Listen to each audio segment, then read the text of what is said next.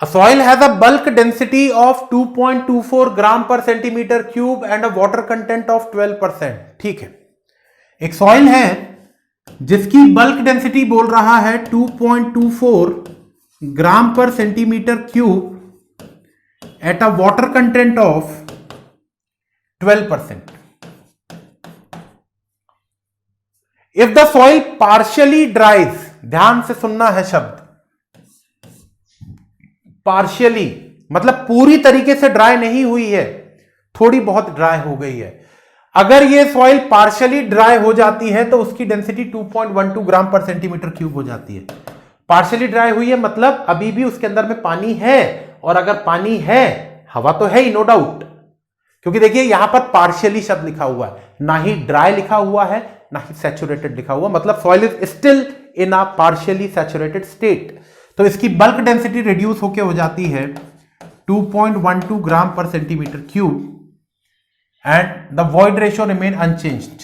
तो यहां पर आपका वाटर कंटेंट पूछ रहा है, और इन दोनों के साथ एक कहानी उसने बोल दी है कि वॉइड रेशियो जो है वो कांस्टेंट है।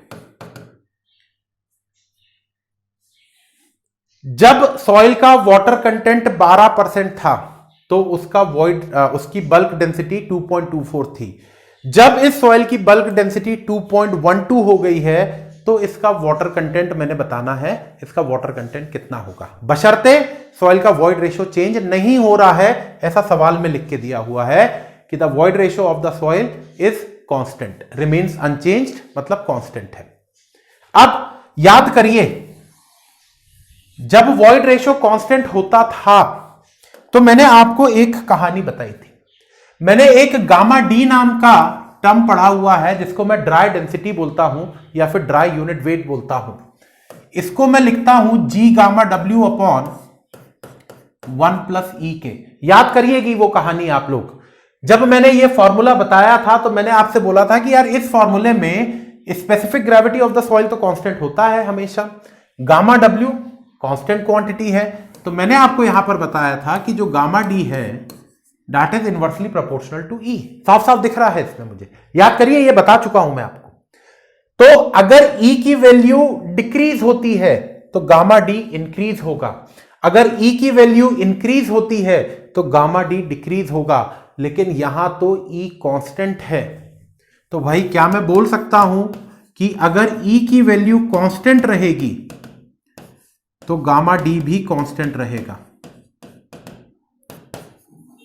बस अगर ये कंसेप्ट दिमाग में है तो ये क्वेश्चन एक लाइन का है, मात्र एक लाइन लगेगा इस क्वेश्चन को सॉल्व करने में, अगर ये कंसेप्ट दिमाग में है तो। अगर ये कंसेप्ट आपको नहीं पता है तो ये क्वेश्चन सॉल्व नहीं कर पाएंगे आप। गेट का ही सवाल है ये। तो ये कंसेप्ट आई होप आपको सबको क्लियर है। तो भैया इस क्वेश्चन में क्योंकि वॉइड रेशियो अनचेंज्ड है मतलब कांस्टेंट है, इसका मतलब इस सॉइल का गामा डी भी कांस्टेंट होगा। और अगर गामा डी कांस्टेंट है तो याद करिएगा एक बात, मैंने आपको एक रिलेशन बताया था, इनफैक्ट डिराइव भी कराया था, gamma upon gamma D is equal to 1 plus W. ये डिराइव कराया है मैंने आपको। तो क्या मैं यहां से gamma upon 1 plus W is equal to gamma D लिख सकता हूं? अगर मेरे सॉइल का ड्राई डेंसिटी कांस्टेंट है, if gamma D is constant, तो क्या मैं लिख सकता हूं gamma D 1 is equal to gamma D 2? और अगर gamma D 1 is equal to gamma D 2 है तो क्या मैं लिख सकता हूं gamma 1 upon 1 plus W 1 is equal to gamma 2 upon 1 plus W 2? खत्म, क्वेश्चन खत्म। इतना सब आपको क्वेश्चन सॉल्व करने के दौरान नहीं लिखना है, ये तो मैं आपको एक्सप्लेन करने के लिए बता रहा हूं। आपको तो अल्टीमेटली डायरेक्टली ये फॉर्मूला यूज कर लेना है कि अगर क्वेश्चन में वॉइड रेशियो कांस्टेंट दिया है तो आप आंख मूंद के ये फॉर्मूला यूज कर लो। गामा 1 2.24, वाटर कंटेंट 1 मतलब W1 12%, गामा 2 2.12, वाटर कंटेंट निकालना है 2.24 डिवाइडेड बाय वाटर कंटेंट 12% बोले तो 0.12 is equal to gamma 2 2.12 divided by 1 plus water content. खत्म हो गया, सॉल्व कर लीजिए। तो 1 प्लस W2 is equal to 2.12 into 1.12 upon 2.24। तो नया वाटर कंटेंट आ जाएगा, इसको सॉल्व कर लेंगे। 2.12 इंटू 1.12 अपॉन 2.24 -1। बिना कैलकुलेटर तो नहीं होगा ये। तो ऐसे सब कैलकुलेशन में कैलकुलेटर यूज कर सकते हैं आप। ऐसा नहीं है कि मैंने बोला कि कैलकुलेटर कम से कम यूज करना है तो कहीं भी मत करो, यहां तो करना पड़ेगा, है ना।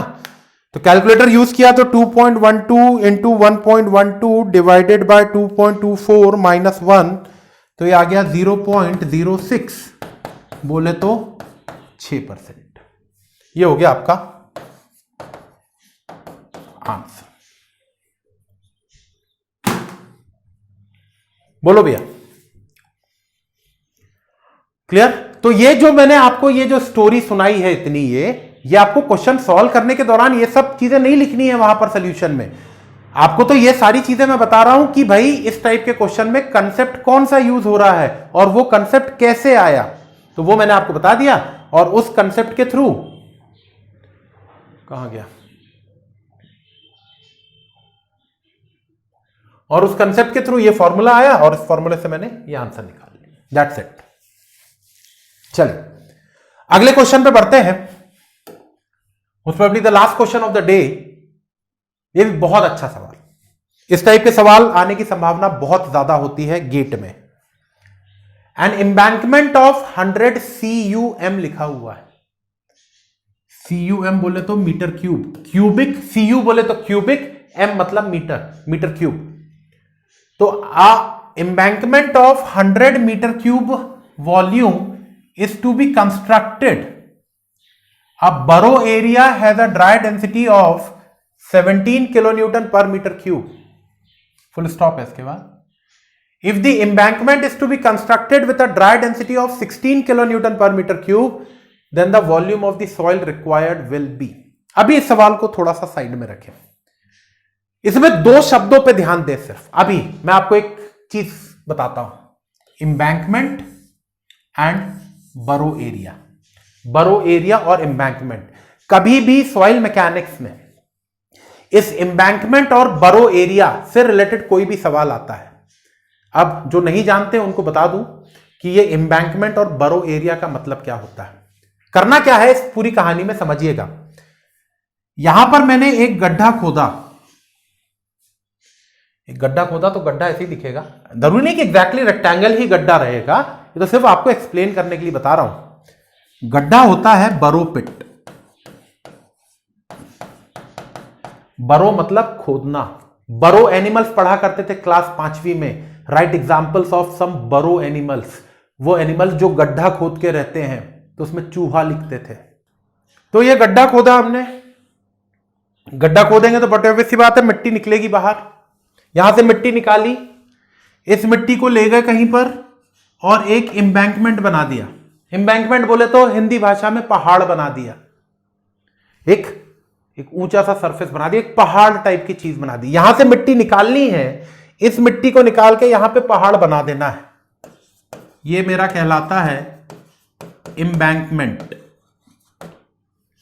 ठीक है, कई बार हो सकता है गड्ढे से मिट्टी निकाल के पहाड़ बनाने की बात कर दे, कई बार हो सकता है सवाल में इस पहाड़ में से मिट्टी निकाल के इस गड्ढे को भरने की बात कर दे। दोनों टाइप के क्वेश्चंस का अप्रोच एग्जैक्टली सेम रहने वाला है।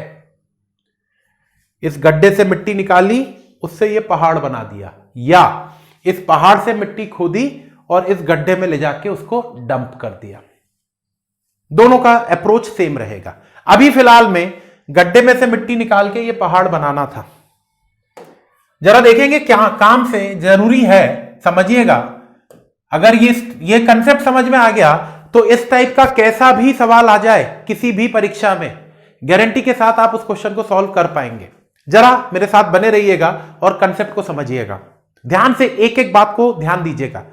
जब मैं इस गड्ढे में से मिट्टी निकालूंगा तो कहीं ना कहीं आपको यह बात का अंदाजा तो लग चुका होगा, भाई किसी एक्सकावेटिंग टूल को, हो सकता है जेसीबी से मिट्टी निकालूं, जेसीबी मशीन से मिट्टी निकालूं, या मैनुअली गेती फावड़ा ले जाके मिट्टी निकाल रहा हूं, जो भी कर रहा हूं, मुझे मिट्टी निकालने की प्रोसेस नहीं समझनी है। यहां पे जो भी मिट्टी यहां से निकलेगी, क्या आपको नहीं लगता वो लूज कंडीशन में होगी? जब आप मिट्टी को खोद के बाहर निकालेंगे तो वो मिट्टी लूज कंडीशन में होगी, ये बात आप बहुत अच्छे से जान पा रहे होंगे। उस लूज सॉइल को मैं ट्रांसपोर्ट करके ले गया और यहां पर उससे एक पहाड़ी बना दी, एम्बैंकमेंट बना दिया। ये एम्बैंकमेंट क्यों बना रहा हूंगा? May be for any road construction, may be for construction of railway line, permanent way वगैरह, जिसके लिए भी यूज हो रहा हो, ये मैंने एम्बैंकमेंट बनाया। इस एम्बैंकमेंट में ये जब मिट्टी यहां पर पहुंची होगी तो यहां की मिट्टी को तो मुझे कॉम्पैक्ट करना पड़ेगा, क्योंकि इस एम्बैंकमेंट के ऊपर में मैं कोई स्ट्रक्चर भी बनाऊंगा, तो इस एम्बैंकमेंट वाली सॉइल को तो मुझे कॉम्पैक्ट करना पड़ेगा। गड्ढे से जो मिट्टी निकली वो लूज है, इस लूज सॉइल को मैं एम्बैंकमेंट जब बनाऊंगा उस लूज सॉइल से, तो यहां उस सॉइल को कॉम्पैक्ट करना पड़ेगा। यह बात दिमाग में बिठा लीजिएगा। अब समझिए, यहां से मैं लूज सॉइल को ले गया हूं, एक एक चीज को बेटा ध्यान से देखना है ना। एक बार ये कंसेप्ट समझ में आ गया तो इस टाइप का हर सवाल आप सॉल्व कर लेंगे। यहां से मैं एक लूज सॉइल को उठा के ले गया था और इस लूज सॉइल पे यहां पर मैंने इस सॉइल को कॉम्पैक्ट कर दिया था। लूज सॉइल को कॉम्पैक्ट कर दिया है, क्या चेंज हुआ होगा? मन में आंसर दो इस चीज का। आप बोलोगे सर सॉइल का वॉल्यूम चेंज हुआ होगा। सॉइल का वॉल्यूम यहां पर ज्यादा रहा होगा, यहां पर कम हो जाएगा, क्योंकि यहां पर सॉइल कॉम्पैक्ट कर दी है। सर मैंने कॉम्पैक्ट कर दी है तो वॉल्यूम कम हो चुका होगा। यह वॉल्यूम में कमी किस कारण से आई होगी? याद करिए, अभी थोड़ी देर पहले की ही बात है। टोटल वॉल्यूम मैंने यह लिखा था, any change in the total volume of the soil will be due to the change in the volume of the voids. क्यों? क्योंकि सॉलिड्स का वॉल्यूम तो हमेशा कांस्टेंट होता है। कुछ भी कर लो सॉइल के साथ, वापस से रिपीट कर रहा हूं, सॉइल के साथ कुछ भी कर दो, सब कुछ चेंज हो सकता है सॉइल का, सिवाय सॉलिड्स के वॉल्यूम और सॉलिड्स के वेट के। तो जब यहां से गड्ढे से लूज सॉइल निकाल के मैंने उस सॉइल को इस एम्बैंकमेंट में भरा, इस एम्बैंकमेंट को कंस्ट्रक्ट किया, तो यहां की सॉइल कॉम्पैक्ट है। सॉइल के वॉल्यूम में नो डाउट चेंज आया होगा। यहां पे सॉइल का वॉल्यूम ज्यादा रहा होगा, यहां की सॉइल ज्यादा वॉल्यूम की रही होगी, यहां पे सॉइल का वॉल्यूम कम हो जाएगा। यह वॉल्यूम में कमी किस कारण आई? उस सॉइल के अंदर का हवा पानी बाहर निकला होगा, सॉलिड्स तो उतनी रहा होगा। तो बस यही याद रखना है कि चाहे गड्ढे से मिट्टी निकाल के पहाड़ बनाना हो या पहाड़ को खोद के गड्ढा भरना हो, सॉलिड्स का वॉल्यूम इन दोनों लोकेशन पे सेम रहेगा। बस ये पकड़ में आ गई कहानी, तो इस टाइप का कोई भी क्वेश्चन आ जाए आप सॉल्व कर लेंगे। सब कुछ चेंज हो जाएगा सॉइल का यहां से यहां आने में, सिवाय एक चीज के। कौन सी चीज? सॉलिड का वॉल्यूम एंड सॉलिड का वेट, वो कभी भी चेंज नहीं होगा। बस यही कंसेप्ट है इस टाइप के सवाल का। तो आप बोलोगे सर ये कंसेप्ट तो हमने पहले भी पढ़ा है, तो बिल्कुल पढ़ा है, लेकिन उस कंसेप्ट को इन कंडीशन में कैसे यूज करना है वो तो समझ में आ गया ना। ठीक है, तो मैं यही कंसेप्ट लगाऊंगा इस क्वेश्चन को सॉल्व करने में। अब इस सवाल को देखिए क्या बोल रहा है, मुझे 100 मीटर क्यूब का एम्बैंकमेंट कंस्ट्रक्ट करना था और बरो एरिया मतलब गड्ढा जहां पे खोदा वहां की सॉइल की ड्राई डेंसिटी 17 किलो न्यूटन पर मीटर क्यूब की थी। जो एम्बैंकमेंट यहां पर बनना है उसकी ड्राई डेंसिटी 16 किलो न्यूटन पर मीटर क्यूब की होनी है। तो बताना है आपको इस गड्ढे से कितने वॉल्यूम की सॉइल आपने निकाली है, यही तो सवाल है। चलिए जरा देखते हैं। तो इस पिट से इस बरो एरिया बोल दीजिए, बरो पिट बोल दीजिए, जो मना है वो बोलिए। गड्ढा बोलना हो गड्ढा भी बोल सकते हैं। और ये है आपका एम्बैंकमेंट। ठीक है, जरा देखेंगे ध्यान से। ये जो एम्बैंकमेंट मैंने बनाया, इस एम्बैंकमेंट का वॉल्यूम 100 मीटर क्यूब का है, ऐसा सवाल में लिखा हुआ है। Embankment of 100 meter cube volume is to be constructed. A borough area has a dry density of 17 kilonewton per meter cube. If the embankment is to be constructed with a dry density of 16 kilonewton per meter cube, then the volume of soil required will be. इस embankment का gamma D 16 kilo Newton पर metre cube का है। इस बरो area का dry density 17 kilo Newton पर metre cube का है। तो पूछा जा रहा है भैया इस गड्ढे से कितनी मिट्टी निकाली थी ताकि इतने वॉल्यूम का पहाड़ बन गया हो। बताओ भैया, यहां से यहां में सब कुछ चेंज हो चुका होगा, सॉइल का दिख भी रहा है, डेंसिटी चेंज हो गई है। यहां पे डेंसिटी ज्यादा थी, यहां पे डेंसिटी कम हो चुकी है। ठीक है, यही है ना सवाल। Borrow area has a dry density of 17 and embankment is to be constructed with a dry density of 16। हालांकि इस सवाल में तो ऐसा दिख रहा है कि भैया यहां पे जो बरो एरिया की सॉइल है उसकी डेंसिटी ज्यादा थी और एम्बैंकमेंट वाली सॉइल की डेंसिटी कम है। मतलब सॉइल थोड़ी सी लूज, मतलब यहां पे कहानी थोड़ी सी उल्टी हो गई है। यहां पे डेंसिटी ज्यादा है, यहां पे डेंसिटी कम है। ठीक है, उससे हमको कोई फर्क नहीं पड़ना। तो ये आप इससे कंफ्यूज मत होइएगा कि सर आपने तो यहां पर लिखा हुआ है कि बरो पिट में सॉइल हमेशा लूज होती है और एम्बैंकमेंट में सॉइल हमेशा कॉम्पैक्ट होती है। तो मैंने ये सिर्फ आपको समझाने के लिए बताया था। इसका उल्टा भी हो सकता है कि यहां की सॉइल की डेंसिटी ज्यादा हो और एम्बैंकमेंट में सॉइल की डेंसिटी कम हो जाए। उससे कोई टेंशन नहीं है, उससे कोई फर्क नहीं पड़ेगा आपके सवाल में। ये सिर्फ और सिर्फ आपको मैंने एक एग्जाम्पल लेके बताया कि ऐसा हो सकता है। इसका अपोजिट भी हो सकता है कि बरो पिट का डेंसिटी ज्यादा हो और एम्बैंकमेंट की डेंसिटी कम हो। भाई सवाल ही तो है, कुछ भी दे देगा वो आपको। ठीक है, तो भैया जब मैं मिट्टी को यहां से उठा के यहां पर ले गया, मिट्टी का सब कुछ चेंज हो चुका होगा बजाय एक चीज के, that is the weight of the solids and volume of the solids. तो क्या आपको नहीं लगता मैं एक ऐसी इक्वेशन जनरेट करूं? जरा देखिएगा, क्या मैं ऐसा लिख दूं, volume of solids at the बरो area will be equal to the volume of solids at the embankment। Total volume में तो चेंज आया होगा भैया, 100% की बात है, क्योंकि डेंसिटी में चेंज है। तो सॉइल के ओवरऑल वॉल्यूम में तो चेंज आया होगा और ओवरऑल वॉल्यूम का चेंज किसके कारण आ रहा होगा? वॉइड्स के वॉल्यूम के कारण। मुझे मतलब ही नहीं इससे, मुझे तो उससे मतलब है जो कांस्टेंट है जो चीज, और वो है सॉलिड्स का वॉल्यूम। गड्ढे में जितनी भी मिट्टी रही होगी, उस मिट्टी में जितने भी सॉलिड्स रहे होंगे, उन सॉलिड्स का वॉल्यूम इस पहाड़ वाली मिट्टी के सॉलिड्स के वॉल्यूम के बराबर होगा। अब सवाल उठा सर ये सॉलिड का वॉल्यूम कैसे निकालें? तो मैंने आपसे बताया था अभी कुछ देर पहले, कुछ 2 4 5 न्यूमेरिकल पहले मैंने आपको एक बात बताई थी, एक छोटा सा डेरिवेशन बताया था और मैंने बोला था कि डायरेक्टली उस फॉर्मूले को आप कहीं पर भी यूज कर सकते हैं। Total volume is equal to 1 plus E into volume of solids. बताया था कि नहीं बताया था? डिराइव भी करवाया था। तो यहां से वॉल्यूम ऑफ द सॉलिड्स मेरे पास आ गया V अपॉन 1 प्लस ई। ये यूज करना है मुझे, बस कहानी खत्म हो जाएगी। कैसे यूज करेंगे इसको सर, ये भी बताओ, इसको यूज कैसे करेंगे? तो भाई मैंने आपसे कहा कि volume of solids at the borrow पिट। तो जरा देखिएगा, क्या मैं इसको ऐसा लिख दूं? ध्यान से देखिएगा।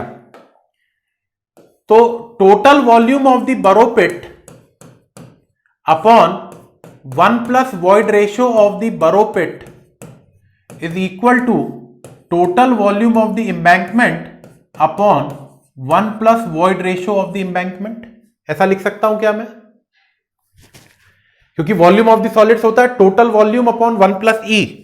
तो total volume of the borrow पिट मैंने वी बरो लिख दिया upon 1 plus void ratio of the borrow is equal to total volume of the embankment upon 1 plus void ratio of the embankment. अब आप बोलोगे कि सर ये वॉइड रेशियो का तो कुछ दिया ही नहीं है सवाल में। तो गामा डी तो दे रखा है ना, देखो गामा डी तो दे रखा है ना मुझे।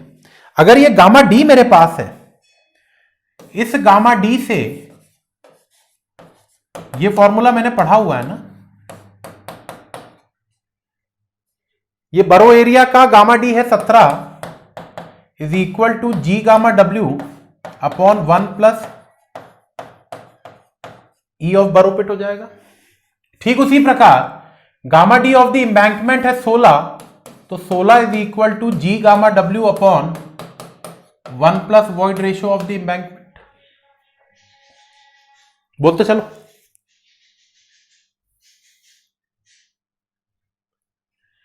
तो 1 plus void ratio of the borrow pit को मैं लिख सकता हूं G गामा W अपॉन 17। देख लेना भैया, मैं एक एक स्टेप आपको बता रहा हूं। 1 plus E of the borrow pit is equal to G gamma W upon 17। ठीक उसी प्रकार 1 plus void ratio of the embankment will be equal to G gamma W upon 16। ये दोनों वैल्यू उठा के यहां पर पुटअप कर देंगे। देखिएगा, volume of the borrow pit upon 1 plus E of borrow कितना हो रहा है G gamma W upon 17 is equal to volume of the embankment upon 1 plus void ratio of the embankment. तो 1 plus E of the embankment को मैं लिख सकता हूं G गामा W अपॉन 16। एक चीज और याद रखिएगा, यहां से जो सॉइल यहां पर जा रही है, सॉइल तो वही है ना। अगर यहां से ब्लैक कॉटन सॉइल निकाली है, मैंने एग्जांपल ले रहा हूं, अगर यहां से इस गड्ढे से ब्लैक कॉटन सॉइल निकाली है, तो वो मिट्टी इस पहाड़ पर जाके सैंड तो नहीं बन जाएगी ना, रहेगी तो ब्लैक कॉटन सॉइल ही ना। और अगर सॉइल सेम है तो स्पेसिफिक ग्रेविटी सेम होगा, ये तो पता है। तो स्पेसिफिक ग्रेविटी सेम है तो G से G कैंसिल कर सकता हूं मैं यहां पर। I can cancel out G from both the side, cancel कर देते हैं G की value. Volume of the borrow पिट निकालना है मुझे, वॉल्यूम ऑफ द बरो पिट मुझे निकालना है। ये से ये कैंसिल हो चुका है, ये नीचे वाला 17 ऊपर आके यहां आ चुका है, इज इक्वल टू ये 16 ऊपर आ चुका है। वॉल्यूम ऑफ द एम्बैंकमेंट 100 दे रखा था, तो volume of the borrow pit हो जाएगा 16 इंटू 100 अपॉन 17। सॉल्व कर लीजिए, you'll get your answer and approximately the answer will be 94 meter cube. अभी मैं आपको आगे इस टाइप के और भी थोड़े से और एडवांस लेवल के सवाल कराऊंगा, उसमें ट्रक वगैरह भी चलवा देंगे बरो पिट से एम्बैंकमेंट तक, कि यहां से मिट्टी आई, मिट्टी निकाली, उसको ट्रक में भर के ले जाके एम्बैंकमेंट में ले गए। तो इस टाइप के क्वेश्चंस हो सकता है कभी पूछ ले कि ट्रक को कितनी ट्रिप लगानी पड़ेंगी बरो एरिया से एम्बैंकमेंट तक पहुंचने के लिए, उस टाइप के सवाल भी कर लेंगे। लेकिन ये तो एकदम बेसिक लेवल का सवाल था। सोल्यूशन आपको लग रहा होगा कि लेंथी सोल्यूशन है, ये समझाने, क्योंकि मैं आपको समझा रहा था इसलिए सोल्यूशन आपको लेंथी लग रहा है। अदरवाइज अगर जब आपको ये बातें समझ में आ जाएंगी तो सोल्यूशन इतना बड़ा नहीं है, आप तो फटाफट ये डायरेक्ट फॉर्मूला यूज करेंगे। कभी भी गड्ढे से पहाड़ या पहाड़ से गड्ढे भरने का सवाल आया तो आंख मूंद के ये फॉर्मूला यूज करिए। इससे पहले की ये कहानी आप समझ चुके हैं कैसे करना है। डायरेक्ट फॉर्मूला यूज करिए, वैल्यू पुटअप करिए, आंसर निकालिए। क्लियर? तो the correct answer is 94 meter cube. 94 meter cube की सॉइल आपको यहां से निकालनी पड़ेगी, और उस 94 मीटर क्यूब की सॉइल को जब आप एम्बैंकमेंट में यूज करेंगे तो एम्बैंकमेंट का वॉल्यूम 100 मीटर क्यूब हो जा रहा था। तो आई होप कि ये सारे क्वेश्चंस आपको क्लियर हो गए होंगे। वापस से जब आप बैठे, अभी तो आपने क्लास को देखते हुए, इस लेक्चर को देखते हुए इन क्वेश्चंस को सॉल्व किया है। जब ये सारे क्वेश्चंस आपको समझ में आ चुके होंगे, फिर आपको एक काम और करना है कि सिर्फ आप इस वीडियो को देखेंगे, क्वेश्चंस देखेंगे, और क्वेश्चन को फिर अपने तरीके से अकेले में बिना किसी हेल्प के उस क्वेश्चन को वापस से सॉल्व करेंगे। कहीं पे अटकेंगे तो सॉल्यूशन आपके पास ऑलरेडी है। इस टाइप के क्वेश्चंस की जब आप प्रैक्टिस बार बार करते रहेंगे तो दिमाग में कंसेप्ट इस तरीके से बैठ जाएगा आपके कि कैसा भी सवाल आ जाए किसी भी परीक्षा में, आप उस क्वेश्चन को सॉल्व करने की स्थिति में रहेंगे। ठीक है? तो इन क्वेश्चंस को वापस से रिपीट करिएगा अच्छे से, खुद से करना है। सॉल्यूशन सिर्फ आपके रेफरेंस के लिए है। सॉल्यूशन आप देख लें एक बार और वापस से इस क्वेश्चन को खुद से प्रैक्टिस करेंगे, कॉन्फिडेंस लेवल आएगा आपके अंदर में। ठीक है? तो इन क्वेश्चंस को करिए, और भी सारे क्वेश्चंस के साथ मिलेंगे आगे, तब तक। और क्वेश्चंस तो करेंगे ही करेंगे, नो डाउट। जो क्वेश्चंस थे इस टाइप के और क्वेश्चंस करवाऊंगा मैं आपको, लेकिन उसके अलावा अब इतने क्वेश्चंस हम कर चुके हैं, तो अब जो भी किताब आपके पास हो उस किताब को खोलिएगा, जो भी सॉल्व्ड एग्जांपल्स आपको दिख रहे हैं उसमें करने की कोशिश करिए। पेन को चलाते रहना है कॉपी के ऊपर में। गलत आएगा, 2 बार हो सकता है आंसर गलत आए, तीसरी बार ऑटोमेटिकली आपको अपनी गलती समझ में आएगी और आप उस क्वेश्चन को सही कर पाएंगे। जितने ज्यादा क्वेश्चन की प्रैक्टिस होगी उतना ज्यादा कॉन्फिडेंस आपके अंदर में आएगा। इसलिए मैं आपसे रिपीट कर रहा हूं कि यहां पे जो क्वेश्चन हो रहे हैं वो तो होंगे ही होंगे, उसके अलावा जो भी किताब आपके पास हो, मैं कोई स्पेसिफिक नाम नहीं लूंगा किसी भी किताब का, जो भी किताब आपके पास हो सॉइल मैकेनिक्स की, उस किताब के सॉल्व सवाल, अनसॉल्व पे मत जाइएगा, सॉल्व सवाल को उठाइएगा, सॉल्व सवाल को बिना देखे सिर्फ क्वेश्चन पढ़ के खुद से सॉल्व करने की कोशिश करेंगे। हो सकता है पहली बार में गलती हो, दूसरी बार में भी गलती हो, तीसरी बार में किताब बंद करके मत रख देना।